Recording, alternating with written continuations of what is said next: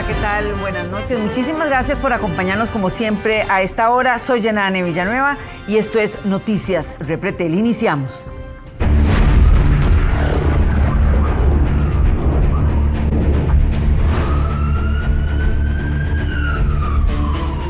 Lo adelantamos en nuestros titulares. Este es el detalle. La policía busca a 2 sicarios del diablo que asesinaron a un joven de 22 años hace un mes en Parrita. Gustavo Díaz ha estado con esta información y tiene lo último. Gustavo, adelante, buenas noches. Irani, muy buenas noches. El Pacífico Central, háblese de Jacó, Parrita y que pues viene registrando durante los últimos meses enfrentamientos con fallecidos y allí un amplio dominio del hombre más buscado del país, y así se ha determinado. Es por eso que hoy se ejecutan allanamientos y se descubre que incluso con radiocomunicadores y los teléfonos celulares tradicionales es que buscan de alguna forma comunicarse. No lograron dar con esos sospechosos de haber cometido un homicidio que el día de mañana, 19, se cumpliría un mes de que le quitaron la vida a un joven de tan solo 22 años, pero que ya, por supuesto, que le siguen los pasos, también tentáculos de este hombre que ya domina una gran cantidad de cantones en el país. Lo vemos. La policía sigue la huella de los tentáculos de alias Diablo. Este martes allanaron en Los Ángeles de Parrita para capturar a 2 hombres que figuran como sospechosos de asesinar a un joven de apellido Valverde de 22 años. El crimen de Valverde ocurrió el 19 de enero anterior, cuando iba entrando a su casa y le dispararon. En la intervención que hicieron este martes no ubicaron a los sospechosos, pero sí teléfonos y radios de comunicación. El sector de Parrita es uno de los sectores dominados por alias Diablo. Solo el año anterior hubo allí más de 13 muertes y varios allanamientos ligados a las disputas de territorios.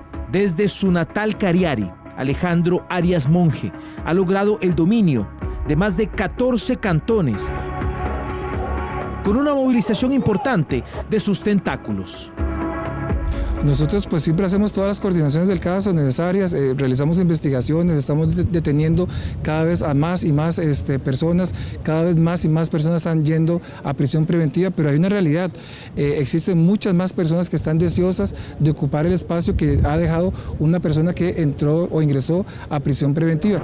Además de Cariari, domina todo el sector de Pocosí, Guásimo, Matina y Siquirres.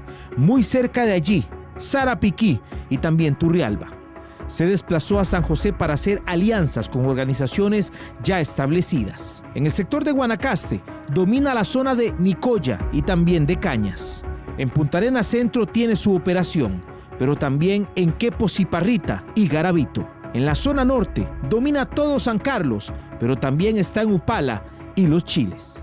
Es decir, establecer una estrategia de seguridad que nos permita abarcar no solo estas organizaciones de crimen organizado que transan droga a nivel internacional, sino también impactar en estas microorganizaciones que quedan en el país y en los casos en los que reciben pagos, como usted bien lo dice, de droga para las acciones que realizan. Esa droga obviamente queda en el mercado nacional y es consumida por adictos aquí en nuestro país. Lo que pretendemos entonces es generar acciones que nos permitan controlar el narcotráfico a nivel macro, es decir, a nivel internacional y de las organizaciones más grandes, sin descuidar esta parte que es muy importante para nuestra población.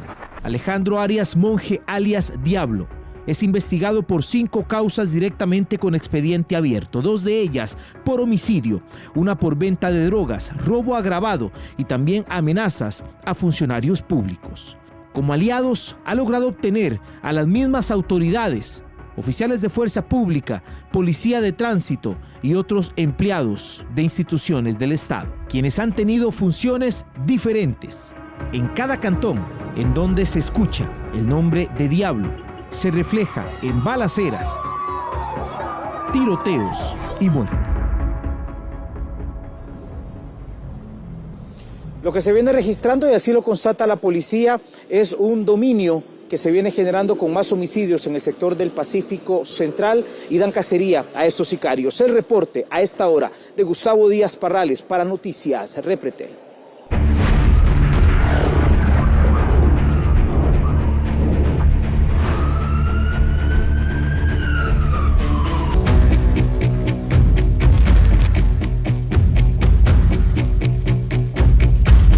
Durante 4 horas, taxistas y autobuseros se manifestaron en San José con el propósito de que el Congreso o en el Congreso no prospere el proyecto de ley que regularía a transportistas de plataformas digitales. Nuestro compañero Jesús Chacón tiene el reporte. Jesús, adelante, cuéntenos.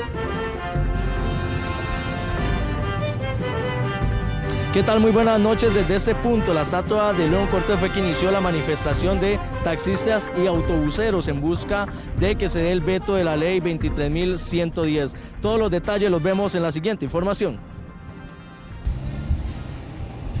Cientos de autobuseros y taxistas se unieron para marchar en todo el país, pidiendo que se archive el proyecto de ley 23.110, correspondiente a la Ley de Servicio de Transporte Privado Colaborativo. La caravana más grande salió de la Sabana, pasando por Avenida Segunda, llegando a la Asamblea Legislativa, pidiendo el veto de esa ley, donde el objetivo de la misma es regular el servicio de transporte mediante plataformas tecnológicas, la cual pretende fomentar la libre prestación del servicio y se aplicaría en todo el territorio nacional. Ellos no pagan nada. Ellos no pagan absolutamente nada. El gobierno tiene que, el taxista tiene que pagar un montón del canon. A nosotros, los taxistas, el canon es un derecho de la placa. El gobierno le cobra ese derecho. Marchamos 300 y resto de 1000. ¿Y nosotros qué? La pregunta mía es, ¿qué gana el gobierno con las aplicaciones? Por esta situación, muchas personas se vieron afectadas para llegar a sus citas médicas, así como trasladarse por San José. Sí, hay mucha presa, entonces tengo una cita a las 11 de la mañana y es imposible llegar con tanto tránsito ahí, ¿verdad? Bloqueando las vías. Ya, sí, está complicadillo, más con este desfile de buses que tenemos ahora, está raro. Esto, y todavía con esta huelga de buses, ¿será? Buses y taxis, ¿no? Buses y taxis, sí, demasiada presa. ¿Cuánto ha durado el trayecto de entrar de Paseo Colón acá? Pero menos, ¿qué? Como media hora. Media hora, bastante pegado. Bastante pegado. Y todavía falta. Horrible, hoy ha estado horrible, muy mal. ¿Cuánto lleva acá esperando? Y casi unos 40 minutos. La manifestación culminó pasadas las 12:30 del mediodía, luego del diálogo de los representantes de estos transportes públicos con varios diputados. Esta era una manifestación de saludo a los diputados, de advertencia, de petición que se archive el 23.110 porque es nefasto para el transporte público y para los usuarios. Pedimos que se continúe con el análisis del 23.736 que fue dictaminado en la Comisión de Gobierno y Administración, que ya recibió mociones.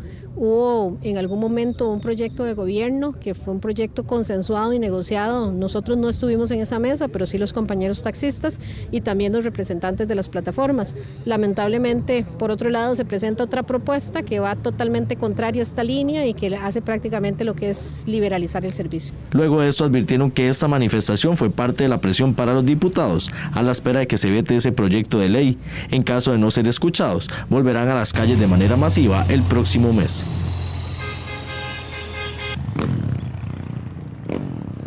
Tal y como veíamos, esta situación generó atrasos en las personas hacia los centros médicos y también hacia sus trabajos. Sin embargo, los sindicatos de estos medios de transporte público manifestaron que en caso de que no se haga el veto de este proyecto de ley 23.110, se estarían realizando manifestaciones de mayor magnitud el próximo mes. A esta hora de la noche, un informe de Jesús Chacón para Noticias Repretel. Muchas gracias, Jesús. Los autobuseros y taxistas esperan que se archive ese proyecto. Y vamos a otro tema. El alquiler de armas para cometer homicidios, alquiler, toma fuerza en nuestro país. ¿En qué consiste y de qué estamos hablando también? Porque esto abre otro panorama. Andrés, adelante con el reporte. Definitivamente, Yenani, es un peligroso escenario que ya se ha vivido en países como México, como en Colombia, y que según un informe de las autoridades policiales se están presentando cada vez con más fuerza. Se alquilan armas para que pasen de mano en mano hasta llegar a los gatilleros, la devuelven y a la policía le queda más difícil darle seguimiento a esas armas con las que están matando a la gente. Lo vemos a continuación. La ola de violencia tiene nuevos tintes en la forma de actuar de los criminales. Cada vez más son las bandas que alquilan armas para usarlas en comisión de delitos y luego devolverlas para confundir a la policía. Así lo confirman las autoridades policiales en medio de las limitaciones para rastrearlas. Este es el modo de operación. Hay bandas que se dedican exclusivamente al alquiler de las armas. En el mercado ilegal oscilan entre los 200.000 colones las 2 horas hasta el 1.000.000 de colones o más, dependiendo del tipo de calibre. Son alquiladas por las bandas, quienes a su vez las pasan a los gatilleros que harán el trabajo para luego devolverlas. Hay casos detectados, documentados, de alquiler, por ejemplo, de armas AK-47 por grupos criminales a sicarios para darle fin a una persona, darle muerte a una persona. Se habla de precios incluso entre los 150.000 y los 250.000 por 2 horas.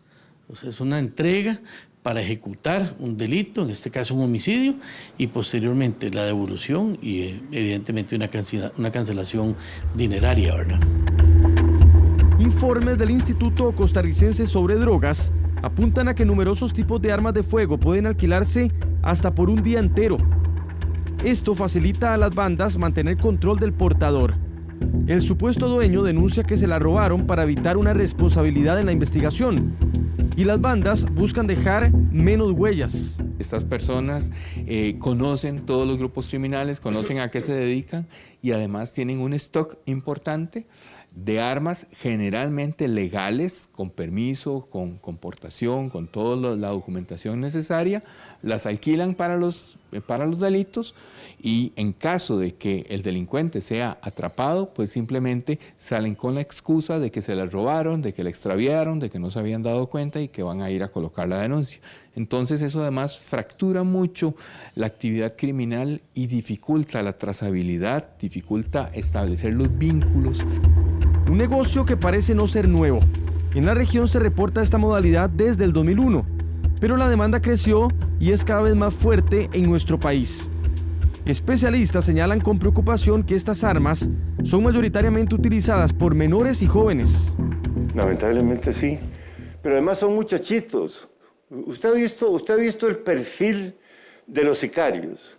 Son muchachitos. Incluso en algunos de estos casos es porque ni siquiera saben manipular bien el arma y entonces matan a alguien colateralmente. Al problema se une el trasiego de armas ilegales y las piezas como estas, resortes y otros tipos, para modificar y fabricar armas hechizas, como lo hemos informado en Noticias Repretel. Rifles de guerra que se cotizan desde los $2.000 en el mercado ilegal costarricense. Son las 7:09, un reporte hasta ahora de Andrés Ramírez Fernández para Noticias Repretel. Buenas noches.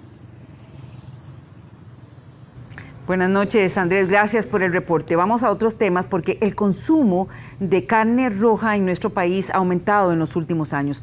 Expertos consultados advierten de enfermedades y las personas no lo consumen de forma controlada. Eric Meléndez nos acompaña aquí en el set y tiene el detalle. Eric, adelante. Así es, ¿qué tal? Muy buenas noches. Y es que por la gran cantidad de proteínas, pero también por la variación en los precios, la carne roja ha sido de mayor consumo en nuestro país en los últimos años. Y es que datos de la Organización Mundial de la Salud también establecen que este tipo de cortes, pero también en general, se duplicaron en el último periodo, 50 años que está este consumo masivo en todo el mundo. Pero si lo vemos en nuestro país, la carne roja, por ejemplo, carnes como la molida, la mechada y también la costilla, como lo vemos acá, son las de principal consumo en el territorio costarricense. Pero si nos vamos ahora por persona, entre 12 y 13 kilogramos de carne se consumen al año por cada uno de los costarricenses. Esto ha hecho también que abarque el 30% de la dieta de los costarricenses. Pero la preocupación ahora también de los expertos en salud recae en que este consumo excesivo de carne roja pueda repercutir en problemas cardiovasculares, también en problemas en el colon, pero también en diabetes tipo 2.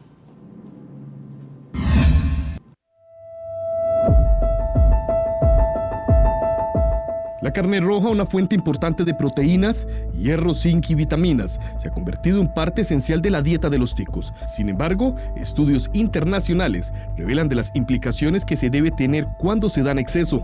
Estas investigaciones sugieren que la carne roja, y en especial la procesada, se asocian a un mayor riesgo de enfermedades cardiovasculares como infartos, cáncer y diabetes.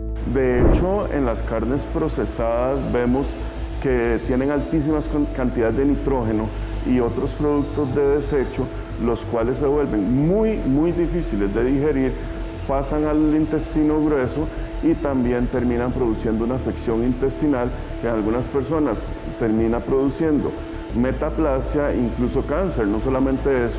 Expertos señalan que por cada 50 gramos adicionales de carne roja consumida al día, el riesgo de cáncer de colon aumenta en un 18%. Roja que tenga mucha grasa, cortes altos en grasa o carne roja procesada, que hablamos como de salchichas, salchichones, ahumados, aumentan el riesgo de cáncer de colon, eso está bastante comprobado. Lo que se habla en salud, en alimentación, en nutrición es que tengamos un consumo limitado, no que lo eliminemos, aunque van a haber personas específicamente que los van a tener que disminuir bastante. Recomendamos que limitarlo a unos 200, 250 gramos a la semana, que eso serían como 2 tiempos de comida por semana.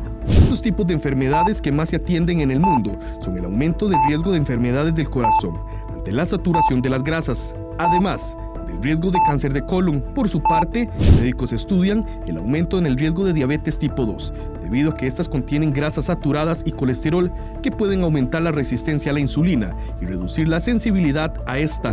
Además, se liga el aumento al riesgo de enfermedades respiratorias. Esto se debe a que la carne roja contiene compuestos que pueden irritar las vías respiratorias y provocar la inflamación. Por su parte, las enfermedades renales podrían ser parte de estas, debido a que esta carne contiene proteínas que pueden aumentar el trabajo de los riñones y provocar un daño renal. En realidad hay un problema con respecto a los productos de desecho que se generan con la carne y el niño no tiene tan desarrollados los órganos y muchas veces en el adulto mayor no es por falta de desarrollo, sino porque el órgano ya está desgastado. La mayor cantidad de pacientes tienen edades entre los 30 y 60 años de edad. Entre los tipos de carnes más consumidas en el país están la molida, la costilla y la mechada, por lo que expertos médicos llaman a la prevención en su consumo y evitar los excesos. Y es que al máximo deben ser 3 porciones de carne roja lo que debe consumir una persona. Lo que dicen los médicos es que se está excediendo este consumo en el país y por supuesto genera todas estas complicaciones en partes médicas de toda persona. Se pide, por supuesto, un consumo apropiado de todo este tipo de carnes, principalmente cuando son procesadas. A esta hora de la noche es la información que tenemos. Continúan ustedes con más de Noticias Repretel. Muchas gracias, Eric.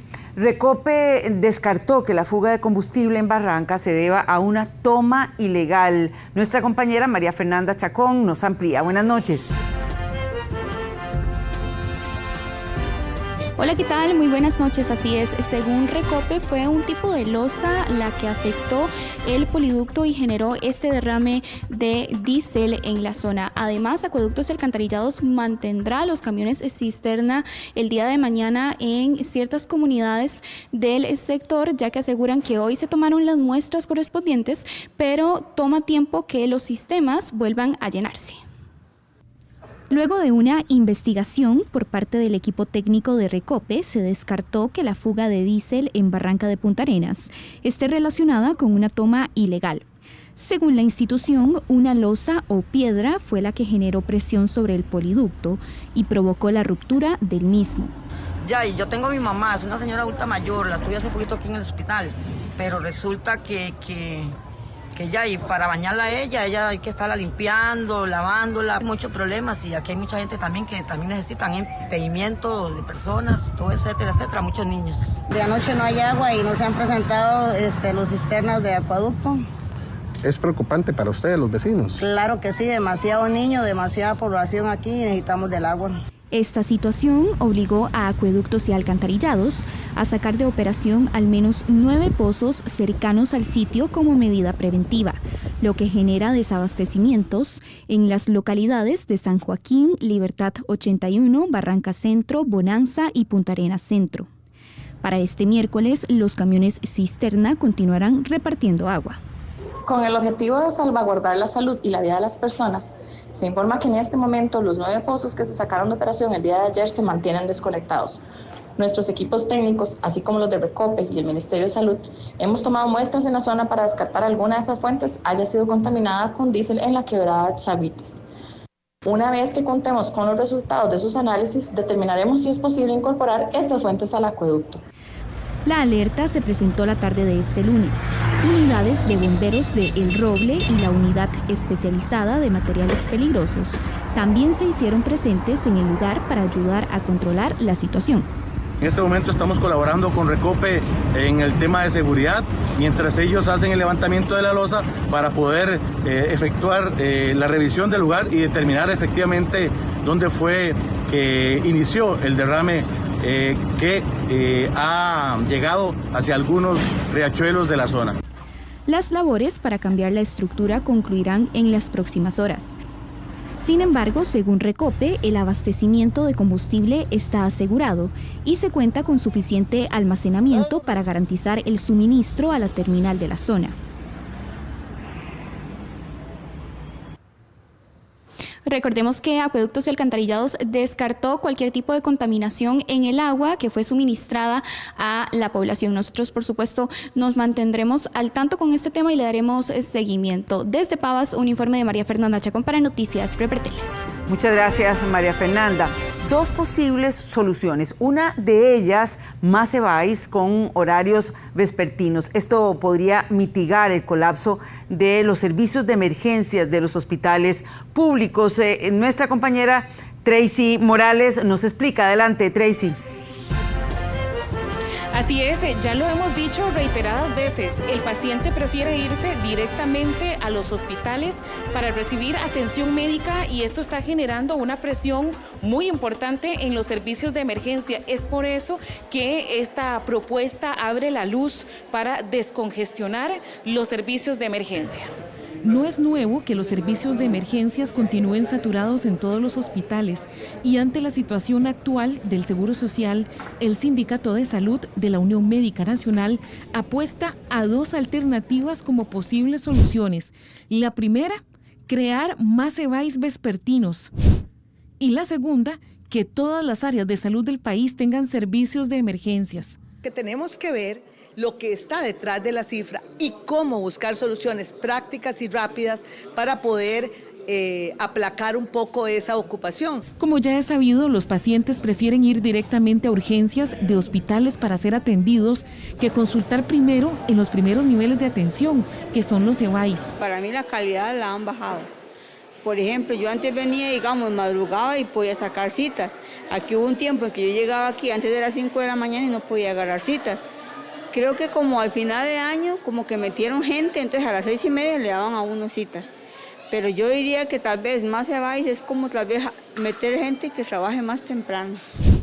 El informe del Estado de la Nación del 2024 destacó que en Costa Rica el 59% de la población vive en áreas de salud sin servicios de urgencia directos. Sería lo más idóneo poner más Cebáis para que la gente tenga más amplio en los horarios y en la atención, ya que aquí se satura mucho. Tenemos que entender que hay que acolchar a los servicios de emergencias de los hospitales y que la manera es brindando servicios de urgencias en las áreas de salud, cosa que debe de hacerse, eso sí, a marcha forzada. Más de 3 millones de personas deben trasladarse actualmente a hospitales regionales o nacionales para recibir atención médica en urgencias. Bien, recordemos que en este momento el país tiene un faltante de más de 400 Cebáis. Por eso llaman también a fortalecer la atención en el primer nivel de la caja, es decir, los Cebáis, donde es el primer centro médico que acude el asegurado si tiene algún padecimiento de salud. Este fue el reporte de Tracy Morales para Noticias Repretel. Muchas gracias, Tracy. Muy importante también para la salud primaria, en el estado primario. Vamos a otro tema, contarles también que el presidente Rodrigo Chávez vetó el proyecto que pretendía disminuir el precio de los boletos aéreos a Centroamérica. La intención por reducir el precio de los boletos aéreos con los países centroamericanos chocó contra pared. El presidente Rodrigo Chávez lo vetó. Está promoviendo una ley que defiende los intereses y promueve los intereses de ciertas aerolíneas. Yo todavía no lo tengo identificado. Y quien hacer eso ataca, corroe el turismo nacional. El proyecto proponía reducir los impuestos en boletos de ida y vuelta, con lo cual los vuelos costarían hasta $100 para la región y hasta $120 ida y vuelta para la República Dominicana. Algunos viajeros lamentan la decisión. Me parece bastante bien que promover, digamos, más que todo como ese intercambio más cultural y, ¿verdad?, y conectarnos más con nuestros hermanos centroamericanos. A mí me parece que es muy importante impulsar el turismo en la región, porque, a ver, somos una región muy pequeña para estarnos peleando porque, no, yo quiero que todos vengan a Costa Rica. O sea, somos países hermanos y es muy importante impulsarlos, no solo económicamente, sino también socialmente y culturalmente. El diputado proponente, Eli Feinsack, criticó la decisión del presidente. El presidente una vez más decide personalizar las cosas conmigo y comete un grave error, porque este es un proyecto de ley que tiene el apoyo de todas las bancadas legislativas, excepto el chavismo. Lo apoyaron Liberación Nacional, La Unidad, Nueva República, el Frente Amplio y por supuesto también nosotros desde el PLP. La Asociación de Líneas Aéreas respaldó el veto que hizo el presidente Rodrigo Chávez. Afirman que el proyecto establecía un control de precios que las limita a ofrecer con toda libertad sus tarifas y contraviene acuerdos internacionales. El proyecto requerirá de 38 votos para ser resellado y convertirse en ley de la República. 7:22. Vamos a hacer una pausa comercial y regresamos.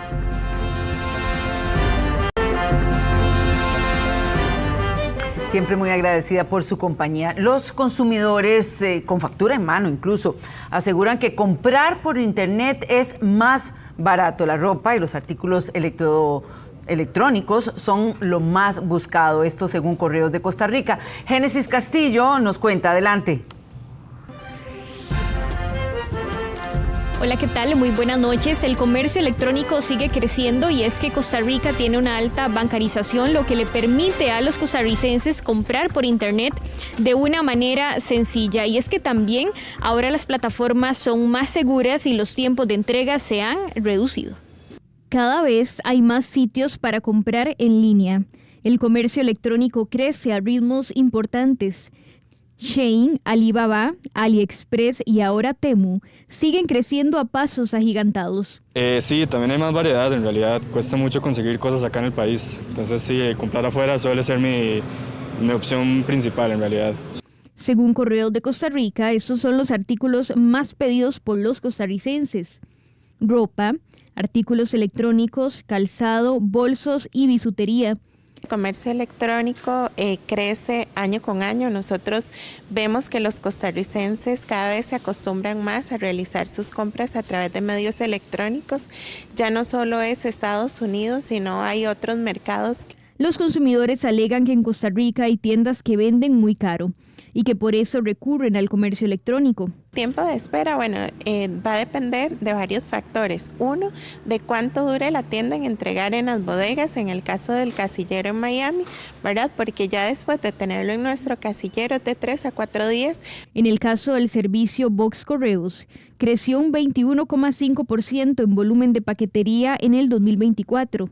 Versus el 2023. Sus pros y sus contras, ya que da muchas opciones como para que uno pueda ver calidades, precios, etcétera, pero a la vez puede sobreestimular a la gente de que, eso se ve muy chiva, en este otro lado también se ve muy chiva, y hace que la gente gaste más de lo que realmente necesita. Algunos consumidores recalcan que el comercio electrónico tiene sus pros y contras. Por ejemplo, una joven consumidora alega que la calidad no es la misma y que pedir por internet es una lotería. Y después cuando llegó el producto no era lo suficientemente de calidad como para que durara. Y yo siento como que ese es el problema con ese tipo de marcas de Shein y de Temu, que los productos en realidad no duran nada. En el país, 9 de cada 10 personas tienen una tarjeta bancaria, lo que les facilita estas compras.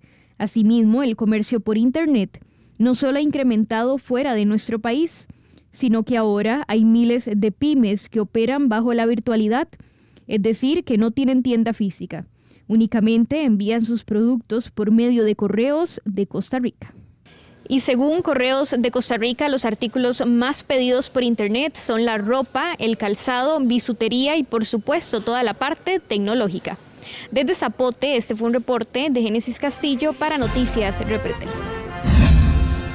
Gracias, Génesis, por el reporte. Vamos ahora a contarles la nueva acción que podría tomar la empresa DECRA. ¿Por qué? Podría acudir al Tribunal Contencioso Administrativo con tal de seguir y de brindar el servicio de revisión técnica vehicular. Laura Solórzano tiene el detalle. Adelante.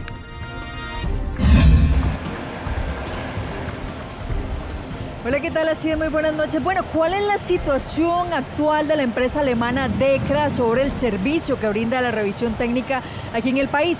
Nos preguntamos, bueno, DECRA podría ir al Tribunal Contencioso Administrativo, esto tras agotar las apelaciones ya con la Contraloría General de la República, para ver si se mantiene en el país, se podría quedar brindando el servicio. Bueno, tendremos todos los detalles y también qué dicen muchos de los usuarios del servicio. Veamos la siguiente información.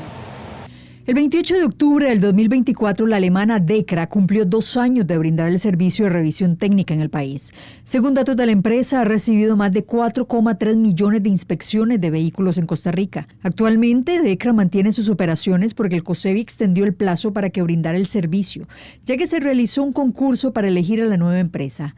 COSEBI eligió a las empresas A+CR, apoderada de RITEVE, y el grupo alemán TÜV Rheinland para dar el servicio.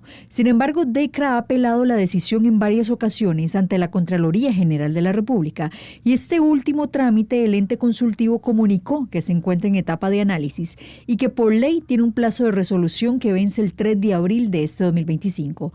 DECRA asegura que el proceso de licitación ha estado marcado por múltiples cambios en los criterios de COSEBI respecto a la participación de TÜV Rheinland. Ellos indican que en un primer momento, COSEBI determinó que la empresa no reunía la experiencia requerida, luego dijo que podía cumplir, pero solo una de sus empresas afiliadas, que se llama SECTA. Según el criterio de la Contraloría, la empresa no logró comprobar la experiencia requerida por el COSEBI de 25 millones de revisiones integrales.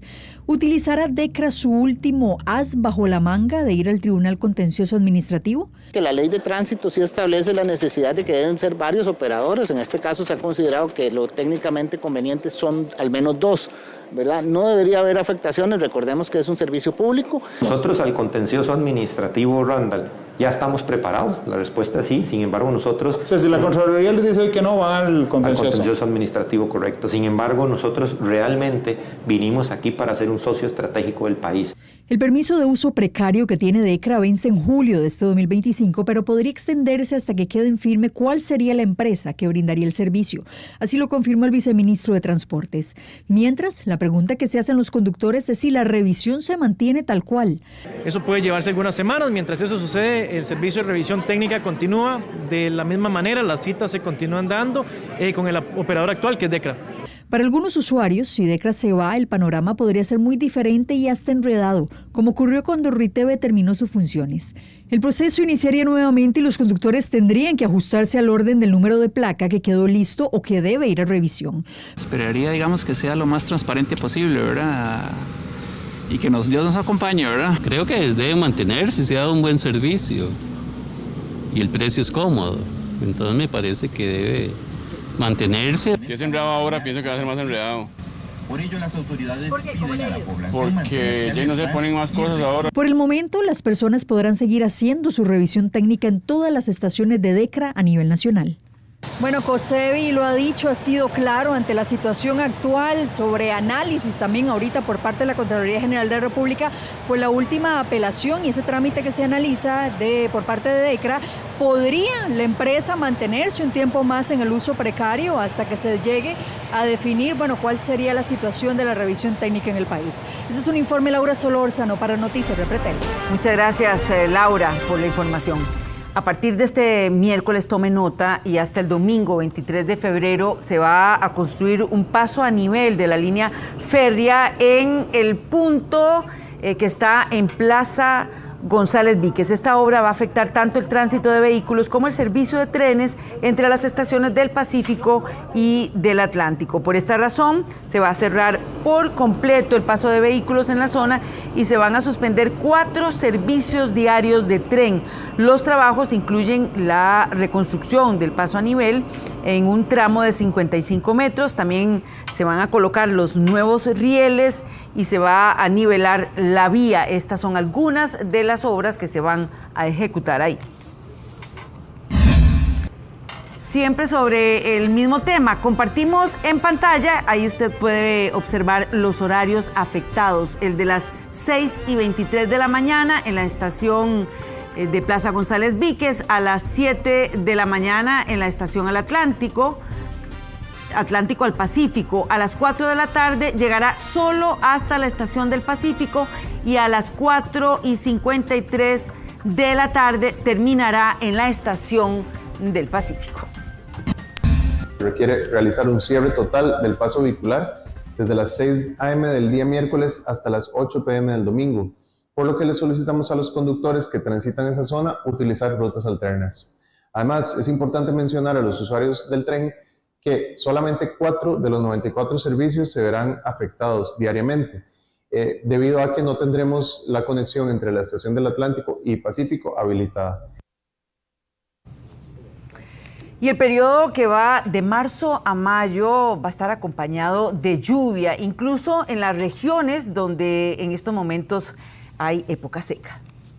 Las lluvias tan atípicas que se han registrado en plena época seca se van a mantener durante el trimestre que va de marzo a mayo.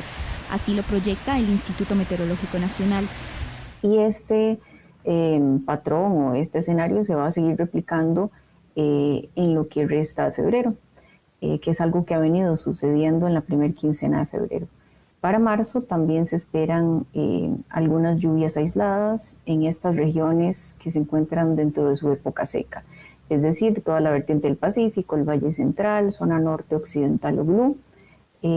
No hacemos un pronóstico per se para esas regiones porque se encuentran bajo época seca, entonces representan poca cantidad de milímetros si convertimos esos porcentajes a milímetros, pero sí seguiremos experimentando lluvias. Según los expertos, se espera exceso de lluvia de hasta un 5% en el Caribe Sur y de hasta 10% en el Caribe Norte y la zona norte. Pero, ¿a qué se debe todo este escenario? Tenemos, por ejemplo, un Pacífico ecuatorial que no logra consolidarse esa niña, pero siguen las condiciones neutras frías. Y ya sea que se llegue a declarar o no la niña en el primer trimestre del año, vamos a seguir bajo esa condición neutra fría. Entonces, esto acompañado del Mar Caribe, que está tan cálido, pues tiene consecuencias sobre nosotros. No claramente como una niña, porque todavía no está establecida, no tiene la reacción de la atmósfera, no se ha dado todavía, pero sí genera implicaciones sobre nosotros. El periodo de transición comenzará en abril. Por lo general, la época lluviosa siempre da inicio en la vertiente del Pacífico Sur, luego Valle Central, Pacífico Central, Pacífico Norte, y la zona norte es la última en dar este paso. 7:36. Vamos a hacer una nueva pausa comercial. Regresamos. Una mujer presuntamente le robó a un adulto mayor y por esto la vapulearon en el centro de San José. La pareja de la víctima se abalanzó contra ella.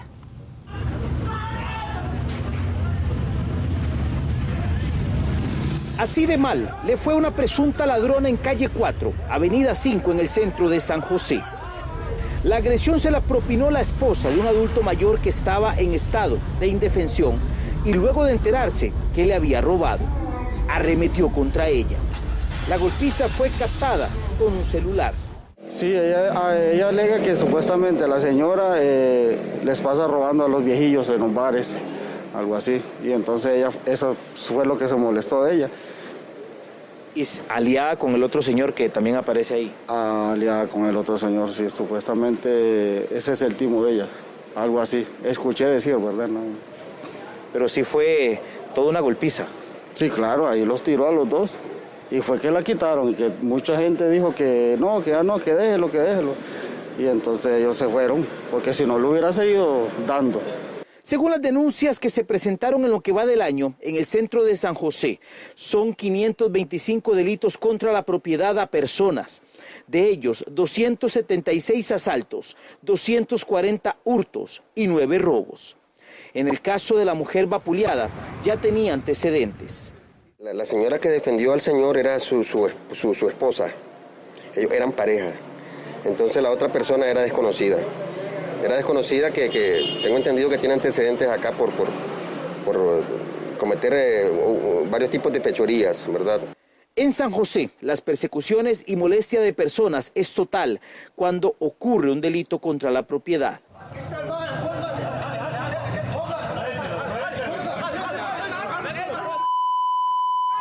En lo que la persona llegó y le arrebató el teléfono, todos empezaron a esperarlo como para golpearlo, como para insertarle un golpe, uno recibió un golpe en el pecho y eso no lo pudo parar y después recibió una patada. Y en la patada el hombre se cayó y lo dejaron levantarse y siguió corriendo, digamos, solo como que lo golpean, realmente no le quitan lo que se robó, simplemente lo golpean. Esto le pasó a un hombre a quien persiguieron y vapulearon por aparentemente robar en desamparados y llegó a la zona del Refuego, en el centro de San José, a vender las pertenencias.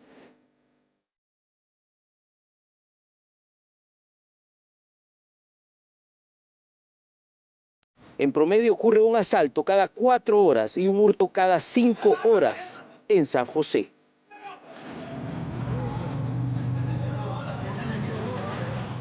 Los bomberos atendieron 3 grandes incendios en 49 días de este año. El más reciente en el centro de Goicoechea. 3 locales consumidos por las llamas la madrugada de este martes en Goicoechea. 9 casas y una mueblería reducidas a cenizas por un incendio en el Alto de Guadalupe, también en Goicoechea, el 6 de febrero. Más de 10.000 metros consumidos tras un voraz siniestro en San Pedro de Montes de Oca, el pasado 21 de enero. Estas son las emergencias de mayores proporciones atendidas por el Cuerpo de Bomberos en 49 días que han transcurrido del presente año. En promedio, se atienden 2 incendios en estructuras en el país. En el caso de lo ocurrido este martes en la madrugada, el daño se estimó en 500 metros cuadrados. Empezamos con líneas de agua por la parte frontal, que es el sur, la parte posterior al norte, y empezamos a hacer el corte de avance del fuego por el sector oeste, ingresando, haciendo entradas forzadas por los portones metálicos de las tiendas aledañas para poder ingresar y apagar el fuego. En el lugar tenemos 4 unidades de extintoras, una unidad de plataforma, una unidad de ambulancia, la unidad especializada ARAC, y contamos con un promedio de 65 bomberos. Se hizo la búsqueda y no encontramos ninguna persona, ninguna víctima del incendio, no hay lesionados ni tampoco fallecidos, dichosamente. Se rescataron unas mascotas, pero no hay ninguno afectado. Lamentablemente tenemos un área aproximada de 500 metros cuadrados consumidos por el fuego, con daños de fuego y humo, y tenemos un área salvada de aproximadamente 2.500 metros, que son las estructuras aledañas. Los fallos eléctricos son la principal causa. A la fecha se han atendido 139 incidentes. San José es donde más casos se han atendido. Le siguen Punta Arenas y Alajuela. En Guanacaste se atendieron 15, en Limón 11 y en Heredia 7, mientras que en 4 casos no se determinó el lugar. Los sistemas eléctricos de las casas, las latas sueltas, los aparatos eléctricos, invertir en una revisión del sistema eléctrico y lo más importante, tener rutas de salida, rutas de evacuación de la casa, ¿verdad? Para nosotros va a ser muy importante trabajar en prevención y lograr que el incendio no afecte a ninguna persona y llegar rápido, ¿verdad?, para poder controlar el incendio. Sobre el siniestro ocurrido en el centro de Guadalupe, en Goicoechea, de momento no se tiene claro qué originó las llamas.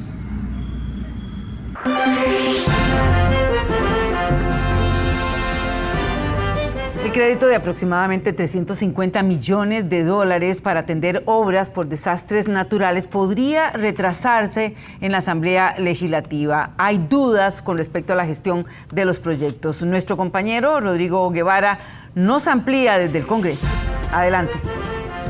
es la Asamblea Legislativa que tendrá que aprobar específicamente la Comisión de Asuntos Hacendarios la utilización de este crédito de 350 millones de dólares de este banco internacional, que lo que busca es prácticamente tener más fondos la Comisión Nacional de Emergencias para atender obras que sean por daños, específicamente por desastres naturales. Los retrasos que tienen varias de las obras del programa de emergencia para la reconstrucción integral y resiliente de infraestructura PROERI ha generado dudas en algunos miembros de la Comisión de Asuntos Hacendarios. En la agenda se encuentra en fila el proyecto para aprobar 350 millones de dólares del Banco Internacional de Reconstrucción y Fomento, que servirá para obras por desastres naturales. La Comisión Nacional de Emergencias con ello tendría poco más de 1.000 millones de dólares en ejecución. No han demostrado la capacidad, no han demostrado tampoco que puedan dar cumplimiento a los plazos y ni siquiera han hecho los informes apegados a lo que la ley establece. No tenemos la suficiente información de parte de ellos. Y por supuesto que ya la Contraloría, lo que se manifestó y lo que dijeron los diferentes informes de auditoría, ya queda muy claro que no tienen suficiente capacidad. Habría que evaluar. Vamos a esperar a marzo el siguiente informe de la Comisión Nacional de Emergencias. El oficialismo defiende las labores de la entidad de emergencia y cuestionan el informe de la Contraloría General de la República. No es fácil, lo que no hay accede a la Contraloría alguna información que verifique el estatus propio de cada proyecto. Eso es lo que tenemos que aclarar. Sería de muy mala fe, yo lo diría, parar cualquier proyecto que sea para arreglos de obra de infraestructura que es urgente en este país. Para usted, la Comisión Nacional de Emergencias tiene la capacidad de manejar este tipo de obras, esta cantidad de obras y esta cantidad de dinero. Bueno, la estructura que se plantea es una estructura que se plantea por primera vez. Hay organismo internacional, están los entes que son los ministros de cada institución responsables de que esto se vaya haciendo y se vaya gestionando. Los congresistas en los próximos días estarían presentando una moción con el objetivo de abrir una investigación en alguna de las comisiones que se encargan sobre estos temas.